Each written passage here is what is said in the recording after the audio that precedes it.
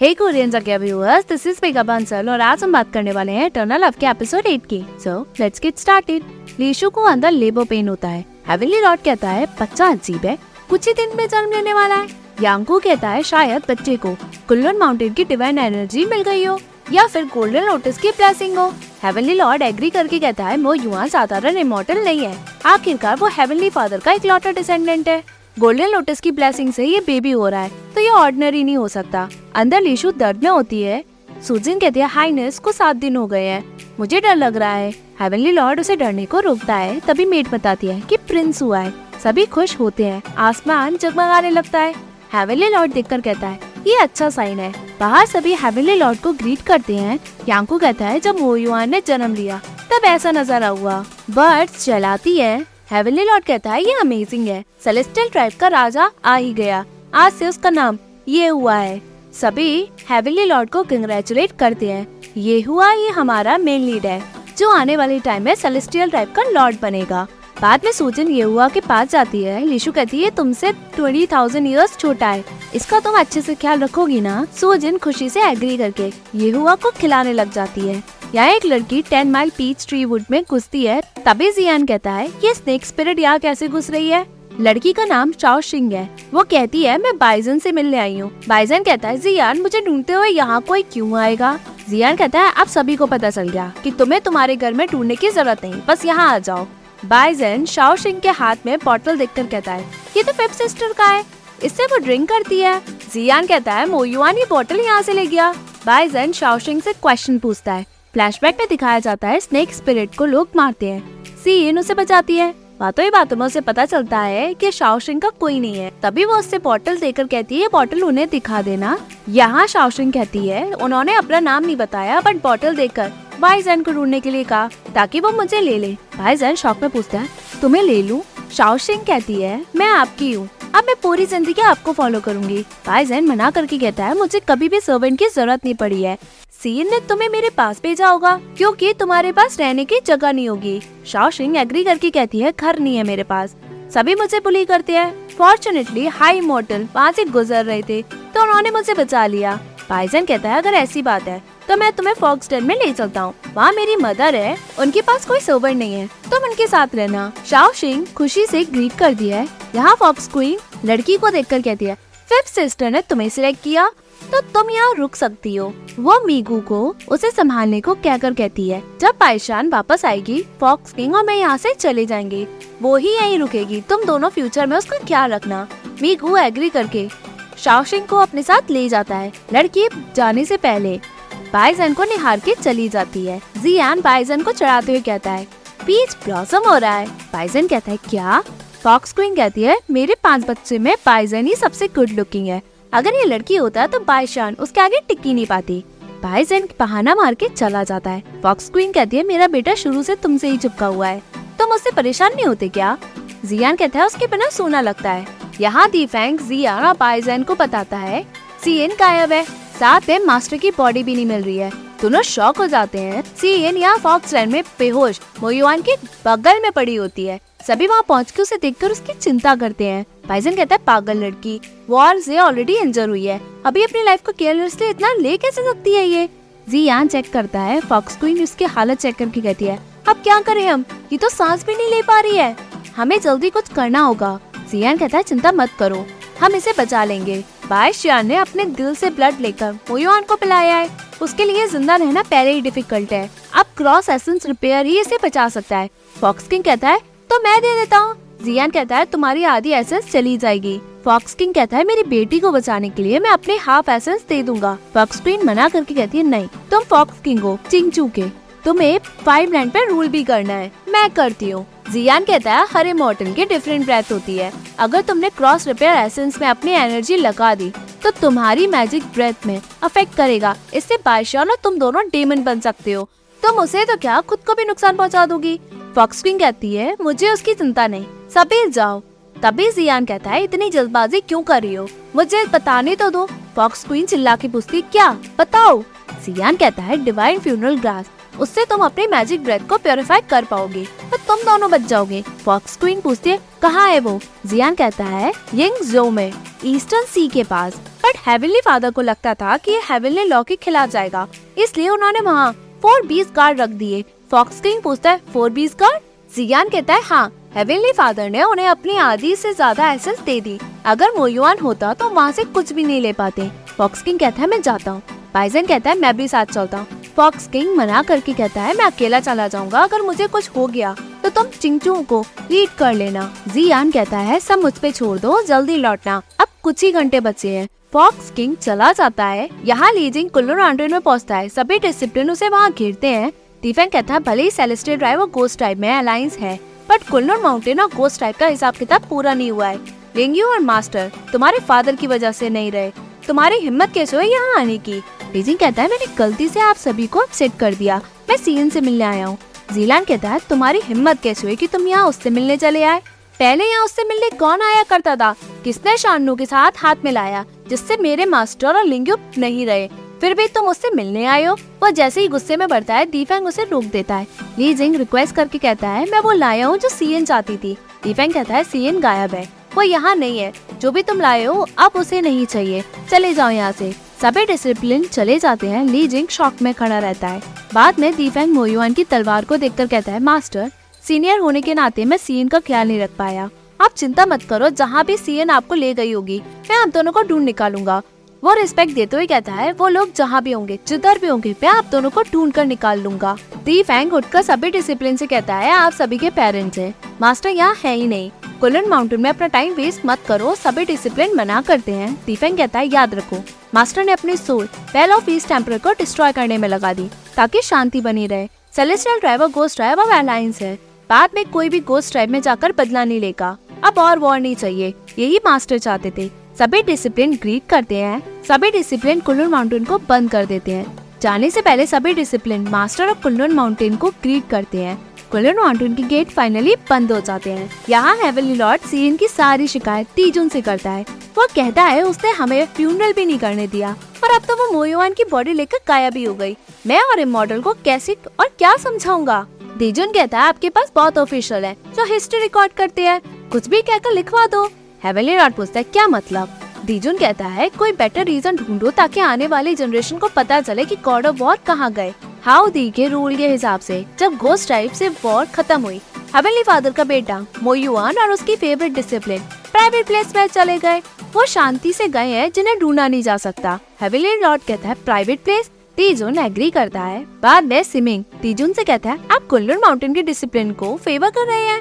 Heavenly Lord को देखकर लग रहा था कि वो हजारों की तादाद में सोल्जर भेजते सीएन को पकड़ने के लिए, बट आपने तो उनका गुस्सा शांत कर दिया। तीजुन कहता है अरेस्ट करके फायदा क्या? सीएन मोयुआन की फेवरेट डिसिप्लिन है, शायद ये उसकी लास्ट विश हो सकती थी।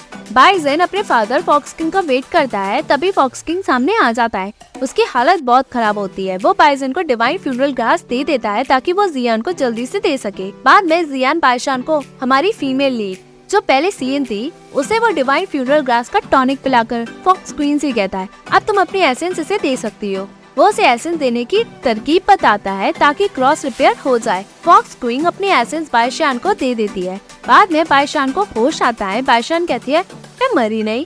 फॉक्स क्वीन कहती है मैंने क्रॉस रिपेयर करके अपने हाफ एसेंस तुम्हें दे दी, इसलिए तुम बच गई। बाइशान कहती है हाई इमॉर्टल अगर अपने हाफ एसेंस मुझे रिपेयर करने में लगाती है तो मतलब अब मेरी पावर अनलिमिटेड है, अब मुझे डरने की कोई जरूरत नहीं। फॉक्स क्वीन कहती है हाँ तुम जाओ और परेशानी खड़ी करो। बाइशान उठकर मास्टर के बारे में पूछती है। फॉक्स क्वीन कहती है वो यनुआ केव में है, वो बेस्ट जगह बॉडी को प्रिजर्व करने के लिए है। बाइशान कहती है ये तो अच्छी बात है, बट पता मैंने आपको बहुत मिस किया। फॉक्स क्वीन कहती है मैंने भी, बट मैंने ये नहीं सोचा था कि तुम अधमरी हालत में वापस आओगी।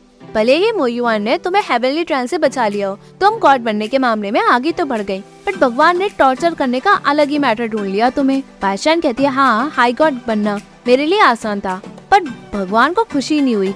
फॉक्स क्वीन कहती है तुमने अपने दिल की खून से अपने मास्टर की बॉडी बचाई है, तुमने वो अपना कर्ज उतार दिया जो मोयुआन ने तुम्हारी तरफ से हेवनली ट्रायल लिए, पर तुम्हें समझना होगा कि मोयुआन की बॉडी ने तुम्हारा ब्लड लिया है, अब वो किसी और फॉक्स का ब्लड ले ही नहीं सकता। बाइशान कहती है मैं जानती हूँ जो मास्टर ने मेरे लिए किया है उसके आगे कुछ भी नहीं, आपको क्या लगता है वो वापस आएंगे? तबे जियान वहाँ बाइजन के साथ सेकंड ब्रदर की बेटी बाई फेंगजू को भी अपने साथ लाता है ताकि बाइशान उसे देख ले। बाइशान बाई फेंगजू को देखकर कहती है ये तो बहुत प्रिटी है, इसका बर्थ मार्क फॉक्स क्वीन कहती है प्लम कॉक्सकॉम्ब है, वो इसलिए क्योंकि ये सितंबर में हुई। बाय हमारा लास्ट नेम है और फेंगजू ऑर्डिनरी नेम।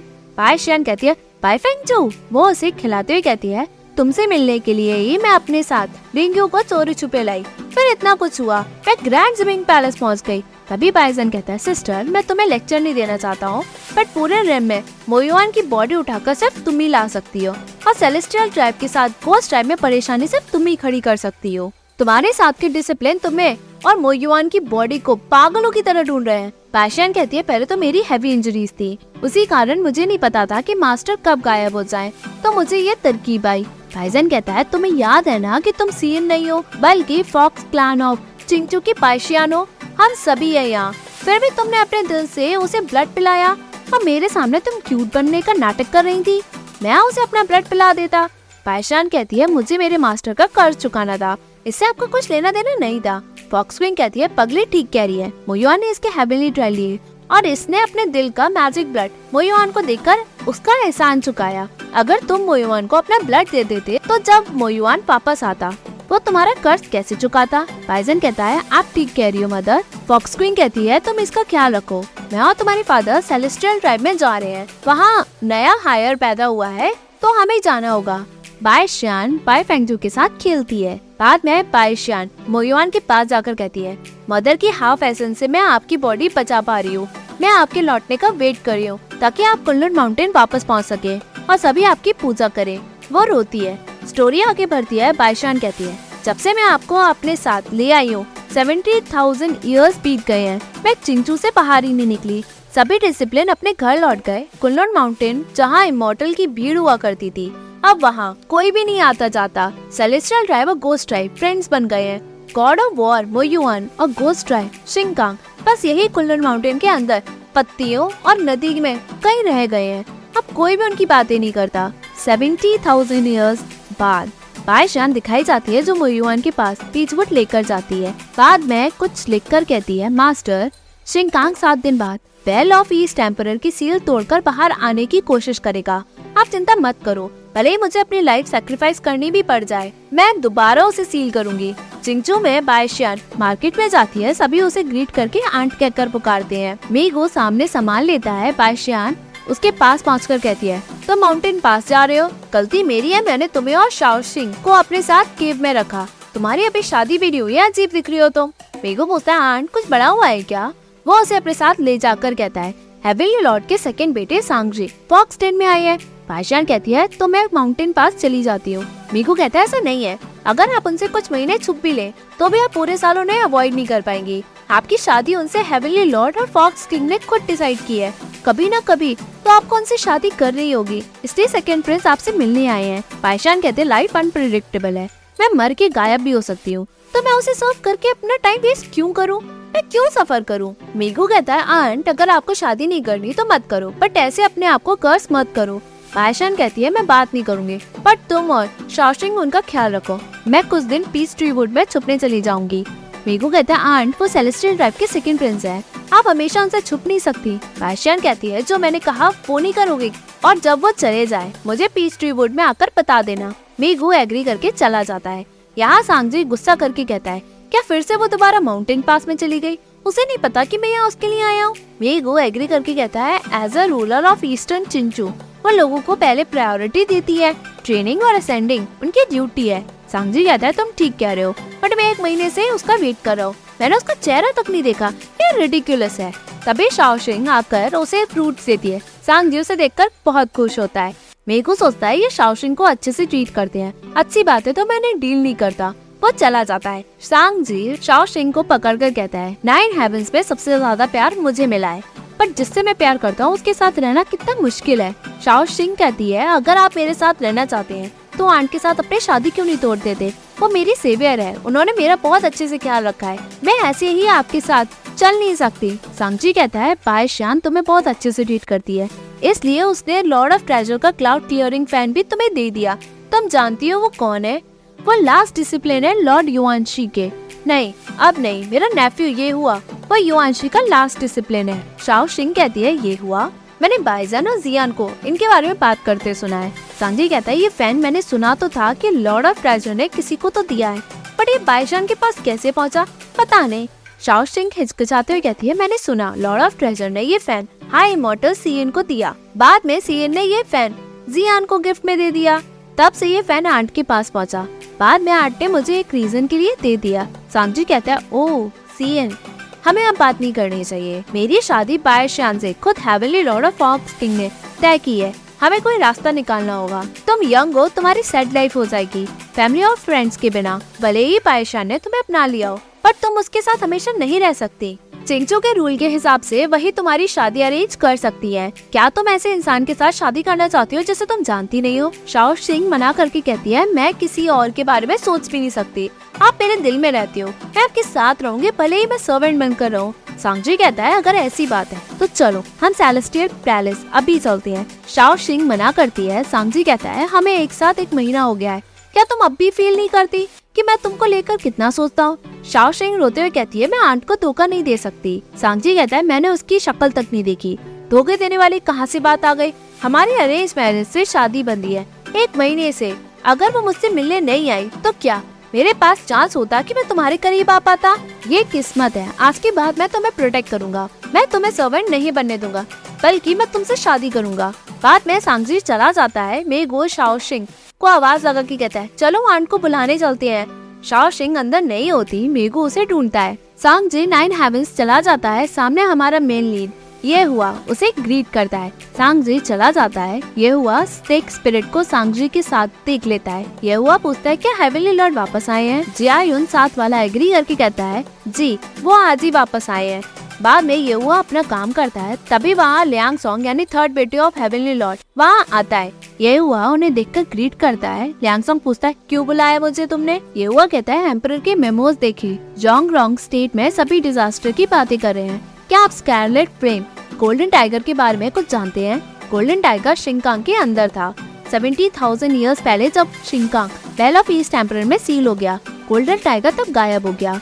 अभी कुछ टाइम पहले ही वो माउंट जुनजी और फार ईस्ट जोंगरोंग स्टेट में सामने आया है। वो बहुत डेंजरस है, इसी ने वहाँ सूखा कर दिया, बल्कि वहाँ की क्वीन को भी कैप्चर कर लिया। किंग को बहुत शर्म आई तो उसने खुद को मार लिया। लियांग सोंग पूछता है, फिर क्या हुआ?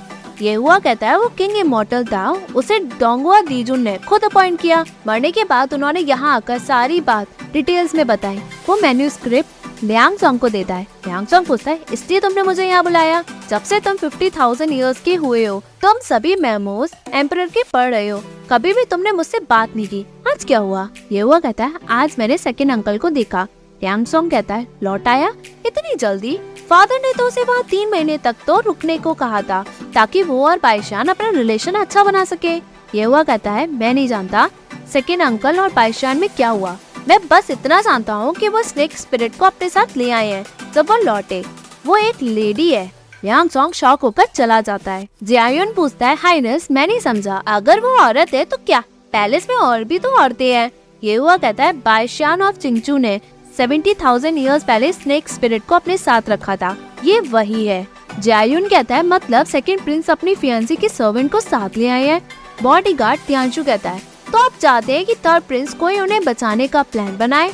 जियायुन कहता है, बाईशान अजीब है, उसने लॉर्ड ऑफ ट्रेजर का क्लाउड क्लियरिंग फैन भी उस स्नेक स्पिरिट को दे दिया। ये बात हर रिम में बातों का चर्चा बन गया था। ये हुआ उन दोनों को बाहर जाने को कहता है। तभी एपिसोड एंड होता है। Hey viewers, if you like this video, please like, share and subscribe this Korean Sagya YouTube channel. And don't forget to follow me on Facebook page Korean Sagya as well as Instagram account Korean.Sagya. Thank you.